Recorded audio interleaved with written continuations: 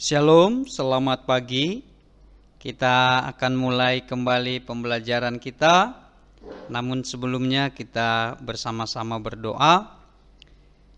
Diberkati Tuhanlah kiranya pembelajaran kami hari ini. Biarlah Roh-Mu yang kudus menuntun kami, memberikan pemahaman yang baru dari setiap pelajaran, bahkan dari firman Tuhan yang akan menjadi bekal kami dalam menjalani kehidupan ini. Semua anak-anak-Mu yang mengikuti diberkati Tuhan. Di dalam nama Tuhan Yesus Kristus kami berdoa dan mengucap syukur. Amin. Ya, kita masuk pada bab yang ke-10, pendidikan menurut Alkitab. Nah, yang pertama sekali yang mau kita lihat adalah pengertian pendidikan itu. Apa definisi pendidikan menurut kita? Ya.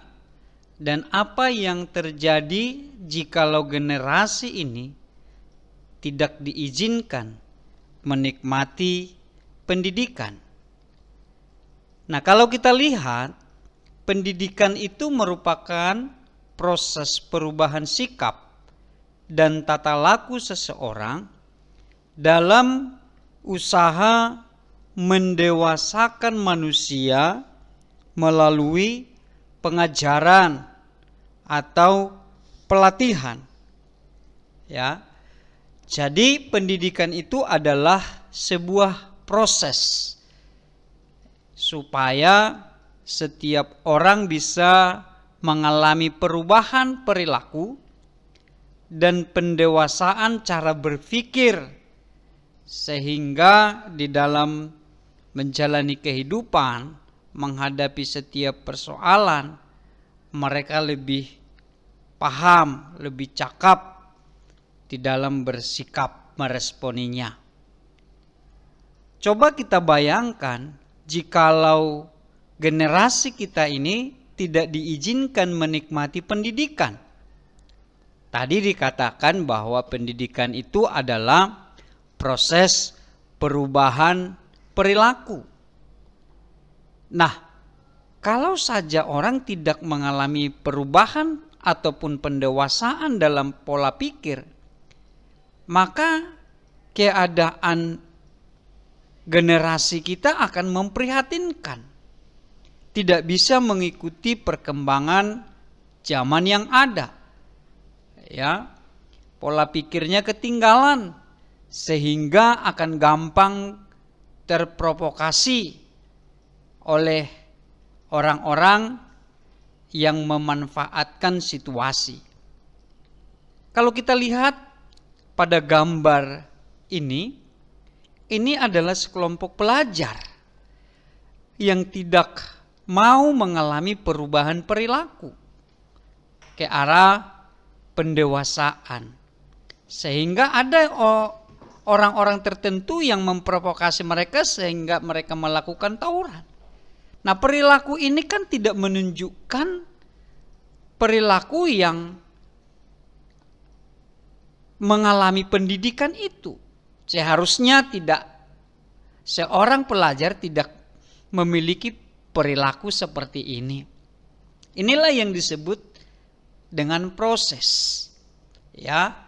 Jadi kalau kita seorang pelajar yang menikmati pendidikan, maka kita akan mengalami perubahan perilaku. Cara berpikir kita berubah, cara berbicara kita berubah. Ya, kita tidak lagi berbicara hal-hal yang merendahkan teman kita, tapi kita harus bisa berbicara yang positif, mendukung dan memotivasi. Ya. Nah, kalau seorang tokoh pendidikan yang bernama John Dewey mengatakan bahwa pendidikan itu adalah proses tanpa akhir. Artinya bahwa pendidikan itu harus terus berjalan. Pendidikan itu tidak harus formal, Memang kita ketahui ada 3 bentuk pendidikan. Pendidikan formal, yaitu pendidikan yang terorganisasi dan berjenjang, seperti anak-anak sekalian duduk di bangku sekolah, ini menjadi pendidikan formal. Ada pendidikan informal, pendidikan yang sangat mendasar tentunya, yang dilakukan oleh keluarga kita. Informal ini kita dapat di tengah keluarga kita. Kita diajarkan bagaimana berinteraksi sosial, kita diajarkan bagaimana kita bersikap terhadap orang tua, terhadap yang sebaya dengan kita.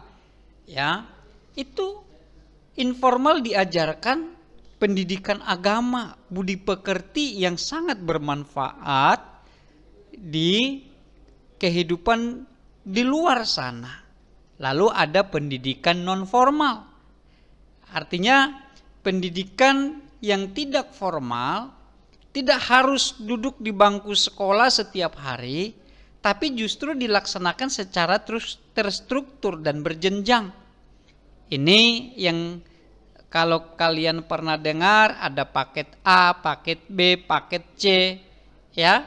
Biasanya diikuti oleh orang-orang seperti remaja-remaja yang berurusan dengan hukum, dia masuk di lembaga pemasyarakatan, dia harus tetap sekolah dengan mengambil paket A, paket B atau paket C, ya.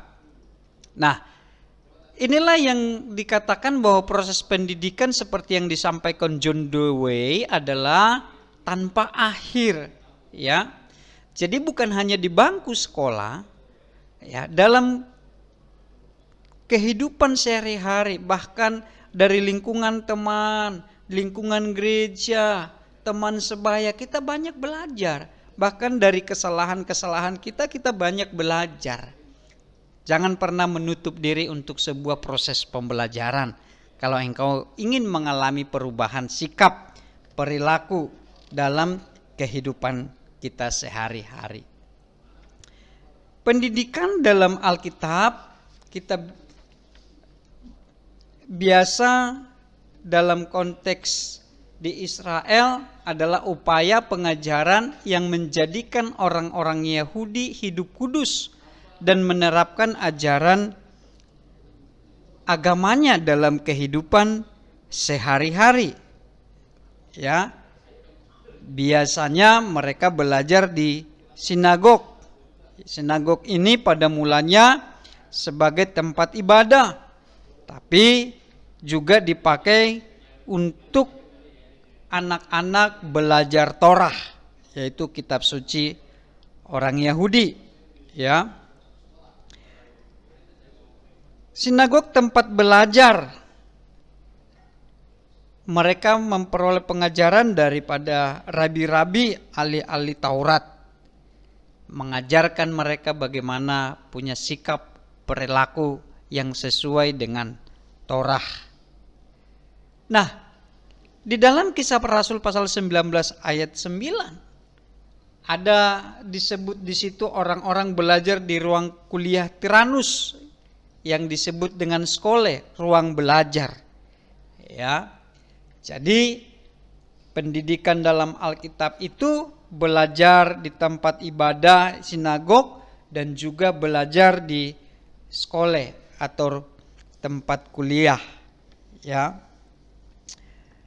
Bukan sekolah Yahudi atau sekolah gereja mula-mula yang didirikan secara khusus. Pada masa Tuhan Yesus, sinagog adalah salah satu tempat mengajar, ya. Dalam Matius 4 ayat 23, Yesus berkeliling dari rumah ibadah yang satu untuk tetap mengajarkan Injil firman Tuhan kepada orang-orang yang ada di sana. Pendidikan dalam Alkitab, ini yang mau kita pelajari bersama, mengajarkan bahwa pendidikan itu setara dengan ibadah. Kalau dalam ibadah kita menyembah Tuhan, memuji Tuhan, menyenangkan hati Tuhan dengan satu sikap sempurna di hadapan Tuhan, maka sikap seperti itu pun harus kita terapkan di dalam pendidikan. Itulah sebabnya kalau di dunia pendidikan kita harus punya sikap sebagaimana kita punya sikap dalam ibadah, maka kita harus menghargai guru-guru kita, menghormati mereka sebagai pengajar-pengajar kita, menghormati teman-teman kita, mengikuti dengan baik, karena itu bagian daripada ibadah. Pendidikan dalam Alkitab mengajarkan moral dipandang sebagai ekspresi atau buah dari pendidikan itu. Penting sekali kita garis bawahi bahwa moral itu merupakan ekspresi dari buah pendidikan.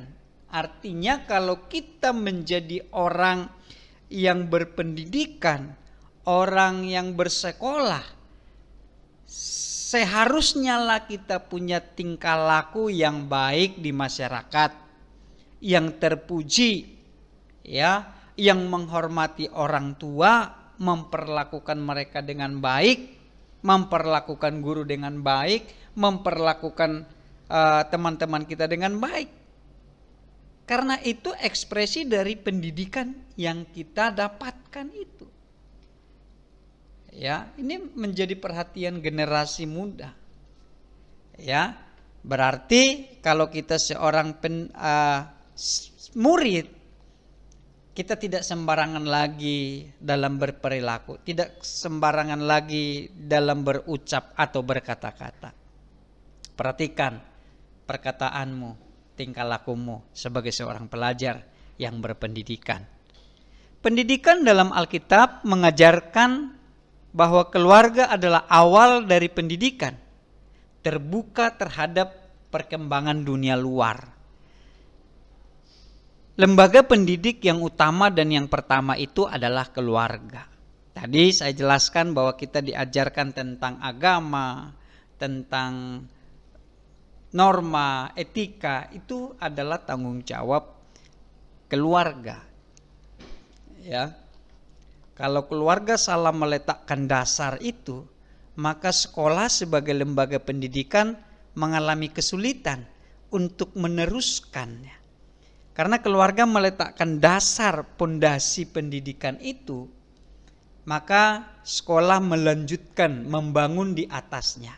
Bayangkan, jikalau ibarat sebuah rumah pondasinya asal tidak kuat, lalu datang tukang membangun di atas pondasi itu, maka bisa roboh rumah itu.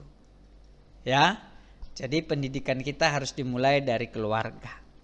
Pendidikan dalam Alkitab adalah merupakan sarana mengenal Allah. Ya. Jadi kita mengenal bagaimana bisa mengasihi Allah dan memperlakukan sesama kita dengan baik sebagai bentuk bahwa kita mengasihi Allah kita. Ya. Lalu yang kedua adalah tujuan pendidikan. Ya. Nah, tujuan pendidikan adalah meningkatkan kedewasaan atau tingkat kehidupan, ya. Pendidikan bertujuan untuk meningkatkan kedewasaan atau tingkat kehidupan setiap orang, ya. Coba kita buka Alkitabnya, anak-anak sekalian. Mari buka Alkitabnya dari Amsal pasal yang pertama, ayat yang kedua. Tujuannya ialah untuk menolong orang mengetahui bagaimana menjadi bijaksana dan tahu tata tertib hidup serta dapat memahami ungkapan-ungkapan yang mengandung arti dalam, ya. Menjadi bijaksana dan tahu tata tertib hidup. Ya, ini menjadi tujuan daripada pendidikan itu. Ya, dikatakan bahwa ayat yang ketujuh dalam Amsal yang pertama, untuk memperoleh ilmu sejati, pertama-tama orang harus mempunyai rasa hormat dan takut kepada Tuhan. Ya, jadi tujuan pendidikan itu meningkatkan kedewasaan atau tingkat kehidupan kita. Kita semakin bijaksana, ya, kita semakin beretika, sehingga terlihatlah kualitas kedewasaan seseorang. Ya, di Amsal 4 ayat 13 dikatakan, ingatlah selalu akan ajaran yang sudah kau terima daripadaku. Jagalah itu baik-baik, sebab dengan ajaran itu hidupmu akan berhasil. Ingat, pendidikan adalah satu proses yang akan membawa kita menuju keberhasilan kalau saja kita mau diproses. Tujuan pendidikan yang kedua adalah membina keahlian dan watak. Ya, jadi pendidikan membawa kita untuk memiliki keahlian tersendiri, dan kita bisa dibangun karakter di dalam proses pendidikan tersebut. Tujuan pendidikan yang berikutnya adalah membebaskan dari ketergantungan. Kita lebih mandiri, kita lebih bertanggung jawab lagi. Ya. Nah, semua ini akan memberikan identitas atau ciri khas bagi seseorang dan mempersiapkannya agar dapat mengaktualisasikan diri dengan baik. Ya. Jadi pendidikan bukanlah hal sepele dan mudah atau dapat diabaikan. Tapi ini adalah satu proses yang berkepanjangan. Ya. Pendidikan turut menentukan hasil akan menjadi seperti apakah seseorang itu kelak. Alkitab sangat menjunjung tinggi pendidikan. Hal tersebut bisa kita lihat dari seluruh pengajaran yang diikuti dengan tuntutan untuk hidup sesuai dengan apa yang diajarkan. Ya.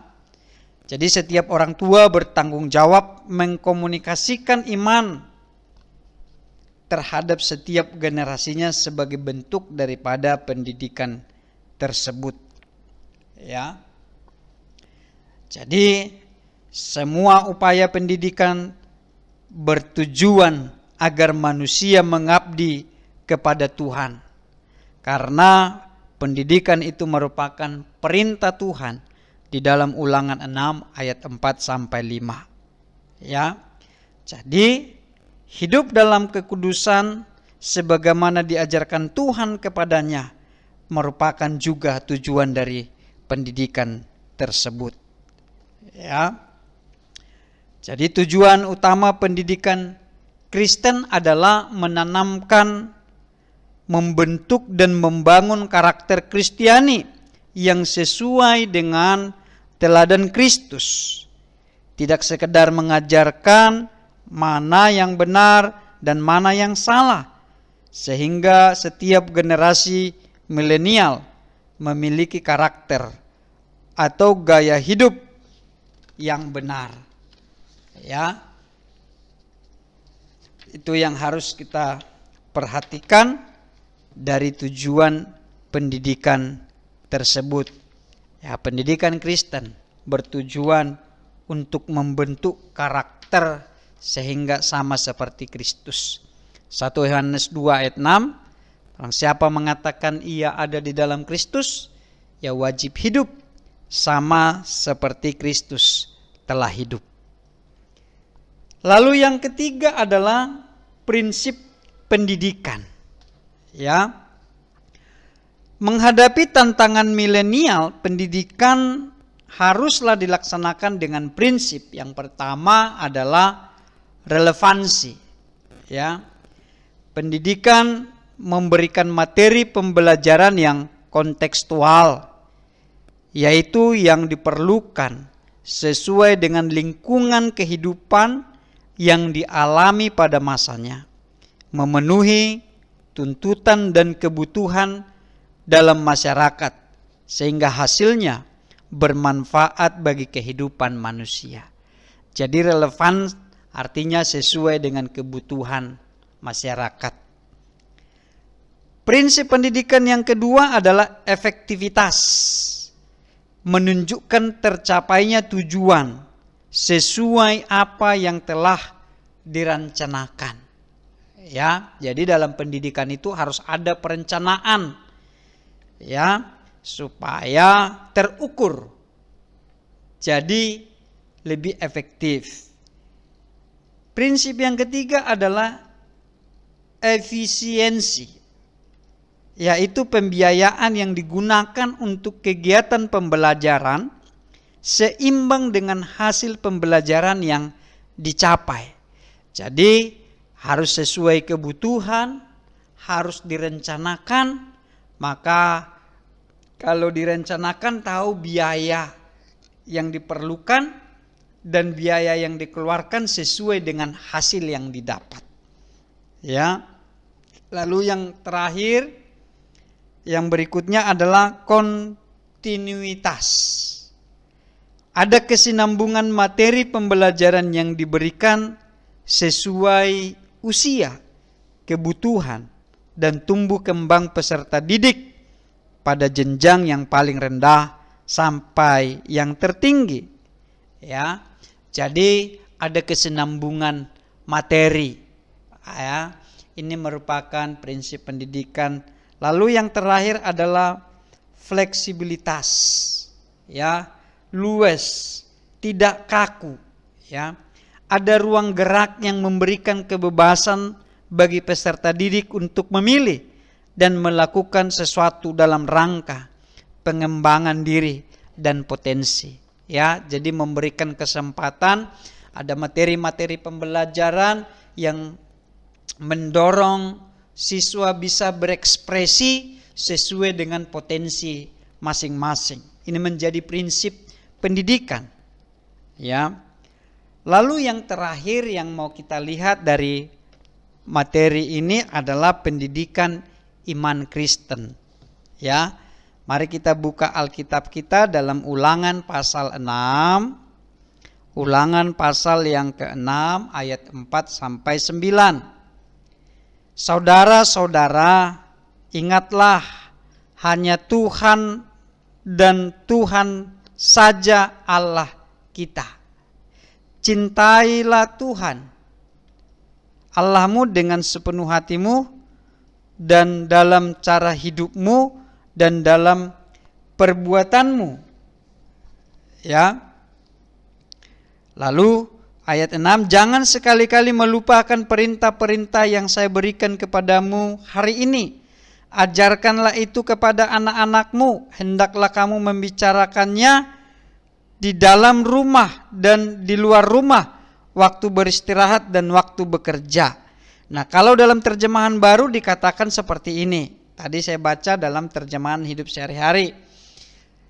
Dengarlah hai orang Israel, Tuhan itu Allah kita, Tuhan itu Esa. Kasihilah Tuhan Allahmu dengan segenap hatimu dan dengan segenap jiwamu dan dengan segenap kekuatanmu. Apa yang kuperintahkan kepadamu pada hari ini haruslah engkau perhatikan.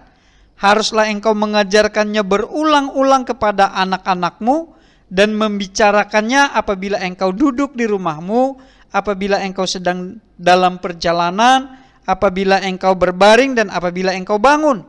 Haruslah juga engkau mengikatkannya sebagai tanda pada tanganmu dan haruslah itu menjadi lambang di dahimu. Dan haruslah engkau menuliskannya pada tiang pintu rumahmu dan pada pintu gerbangmu. Nah, ingat, tadi dikatakan bahwa pendidikan itu adalah satu perintah yang diberikan Tuhan kepada keluarga, kepada orang tua. Ya. Nah, harus mengajarkannya berulang-ulang. Pendidikan iman Kristen diberikan baik di sekolah maupun di dalam keluarga. Nah, di dalam keluarga itu diberikan sejak usia dini. ya. Bahkan dalam kandungan pun sudah bisa diterapkan dengan bercerita maupun memutar lagu-lagu rohani, ya. Nah, pendidikan iman Kristen itu dimulai dari keluarga. Melalui apa? Melalui keteladanan orang tua, ya. Jadi apa yang mau diajarkan? Nah, kalau dikatakan tadi dalam firman Tuhan itu bahwa apa yang kuperintahkan kepadamu pada hari ini haruslah engkau perhatikan, haruslah engkau mengajarkannya berulang-ulang. Nah, kalau tidak dimulai dari orang tua, dari keluarga, apa yang mau diajarkan? Artinya orang tua harus punya teladan iman, harus memiliki pengalaman iman untuk bisa diajarkan, dibagikan, diwariskan bagi anak-anaknya. Ya. Jadi harus dimulai dari keluarga. Itu adalah pendidikan Kristen. Kapan? Setiap saat. Jangan lengah, ya. Setiap saat apabila engkau sedang dalam perjalanan, berbaring, bangun, ya, harus mengikatkannya sebagai tanda pada tanganmu. Artinya apa? Ini sesuatu hal yang penting yang harus terus-menerus dilakukan pendidikan itu. Prosesnya berkelanjutan, ya. Tidak bisa hari ini selesai, hari ini tidak mengikuti aturan, lalu tidak besok stop pengajaran, tidak. Terus menerus dilakukan.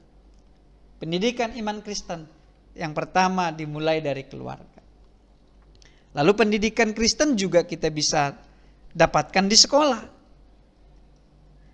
Di sekolah pendidikan iman Kristen diberikan melalui mata pelajaran pendidikan agama Kristen dan budi pekerti seperti yang sekarang ini kita ikuti. Namun pembelajaran kita ini kan terbatas oleh waktu. Kalian lebih banyak di rumah bersama dengan orang tua, ya. Itu sebabnya mengapa keluarga itu menjadi lembaga pendidik yang pertama dan yang utama. Pembelajaran yang dilaksanakan bukan sekedar mentransfer ilmu, ya, tetapi juga cenderung kepada karakter, nilai-nilai Kristiani. Ya, ilmu pengetahuan yang tinggi tidak akan bermanfaat tanpa sikap dan karakter yang sesuai dengan apa yang diketahuinya. Jadi karakter itu yang pertama, baru kita tambah dengan pengetahuan. Pengetahuan tanpa karakter itu akan sia-sia. Ya. Nah, Alkitab menegaskan bahwa orang tua wajib memberikan pendidikan iman kepada anak-anaknya. Lalu pendidikan iman Kristen itu dalam keluarga, sekolah, juga dalam gereja. Ya. Pendidikan iman Kristen di lingkungan gereja di tengah-tengah orang percaya bisa melalui sekolah minggu, ya. Setiap hari Minggu dilaksanakan oleh gereja-gereja. Nah, untuk itu gereja harus mempersiapkan dan melaksanakan pendidikan yang sesuai kebutuhan anak-anak. Ini pendidikan iman Kristen, ya. Jadi mari kita sebagai remaja-remaja Kristen tidak henti-hentinya untuk terus mau belajar. Ya, di keluarga kita belajar, di gereja kita belajar, di sekolah kita belajar. Bahkan kita bisa belajar sendiri dengan Alkitab supaya kita semakin dewasa di dalam Tuhan. Ini materi di dalam bab yang ke-10, pendidikan menurut Alkitab. Sekali lagi bahwa pendidikan dalam iman Kristen itu adalah keluarga merupakan lembaga yang pertama dan yang utama. Saya berharap anak-anak kami sekalian bisa mengikuti dengan baik, bisa memahami. Ya, ingat, kalau engkau kurang paham, engkau putar ulang-ulang video pembelajaran ini atau bisa menghubungi saya. Ya, kalau engkau terberkati, engkau bagi teman-temanmu yang lain. Demikian pembelajaran hari ini, Kiranya Tuhan Yesus memberkati kita. Mari kita berdoa. Kami mengucap syukur untuk materi hari ini Tuhan. Dan biarlah kiranya anak-anak-Mu bisa memahami sesuai dengan kebutuhan mereka. Tuhan yang bekerja. Di dalam nama Tuhan Yesus Kristus kami berdoa dan mengucap syukur. Amin. Shalom.